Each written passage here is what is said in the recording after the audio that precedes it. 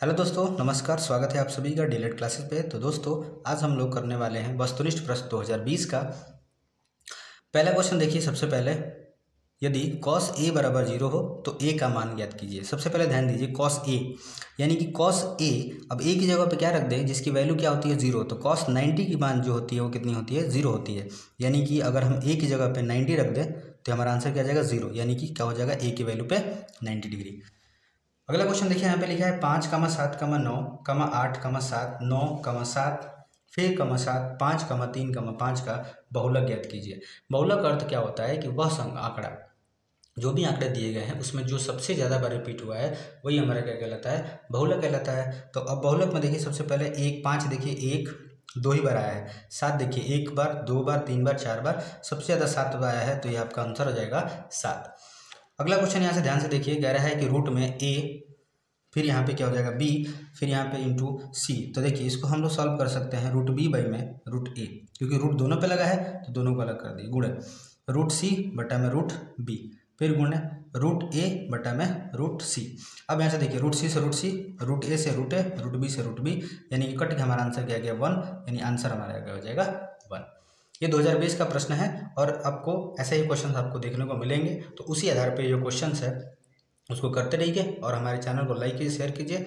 फिर मिलते हैं अगले वीडियो में, लेकिन उससे पहले 2 क्वेश्चन है उसको भी सॉल्व कर लेते हैं। तो देखिए यहाँ पे अगला क्वेश्चन है कि एक वृत्त का व्यास दीजिए 12 सेंटीमीटर और वृत्त की परिधि ज्ञात कीजिए। सबसे पहले ध्यान दीजिए, व्यास, व्यास होता क्या है। व्यास जो होता है ये एक वृत्त है। इस वृत्त में जो लाइन केंद्र से होकर जा रही है उसी को हम लोग क्या कहते हैं, व्यास कहते हैं। लेकिन अगर हम सिर्फ इसकी आधे की बात करें, सिर्फ आधा बात करें, तो ये हमारी रेडियस होती है और ये हमारी डायमीटर होती है d। अब यहाँ पे व्यास दिया हुआ है, तो व्यास दिया हुआ है 12 सेंटीमीटर। क्या पूछ रहा है, परिमाप पूछा है। तो व्यास निकालते समय तो हमें त्रिज्या की जरूरत पड़ती है। कभी भी परिधि निकालिएगा तो त्रिज्या की जरूरत पड़ती है, और त्रिज्या का सूत्र होता है व्यास बटा में 2, यानी कि त्रिज्या जो है वो व्यास की आधी होती है। तो व्यास कितना है 12 बटा में 2, 2 छके 12, यानी त्रिज्या कितनी आ गई 6। हमें पूछा है परिमाप, सीधा सीधा याद रखिए परिधि, इसका फार्मूला जरूर याद करिएगा, एक क्वेश्चन आपको देखने को मिलेगा। तो परिमाप बराबर होता है 2 पाई r।